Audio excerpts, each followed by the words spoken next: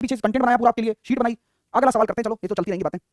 एक अर्धवार्षिक रूप से 5% चक्रवृद्धि ब्याज की पेशकश, बहुत इंपॉर्टेंट सवाल है, क्या लगता है आएगा नहीं आएगा? 100% आएगा बॉस। 1 जनवरी को आपने पैसा डाला, 1 जुलाई को आपने पैसा डाला और 48 रुपए आपने यहां डाले, 48 रुपए आपने यहां डाले। अब पूछा गया है कि वर्ष के अंत में कितना होगा, एंड ऑफ द ईयर।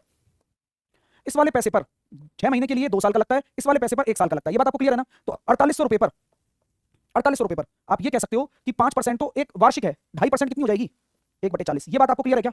हाँ क्लियर है। तो अगर आप ये निकाल के बैठे हो ना, तो कि कितना आ रहा है 120, उसको 3 से गुणा कर दो, पूरा बता रहा हूं आंसर। डायरेक्ट ब्याज निकालने का तरीका आप ट्रिक ट्रिक करते हो ना, ये लो ट्रिक लो आप। प्लस 4800 का 1/40 निकाला हमने, 120, 120 का 1/40 यानी कि कितना हो गया 3। तो मेरा जो आंसर आ रहा है 363 आ रहा है, ये मेरा फाइनल आंसर है। बताओ कोई प्रॉब्लम तो नहीं है? ये फाइनल आंसर आ चुका है अपना, 363 फाइनल आंसर है।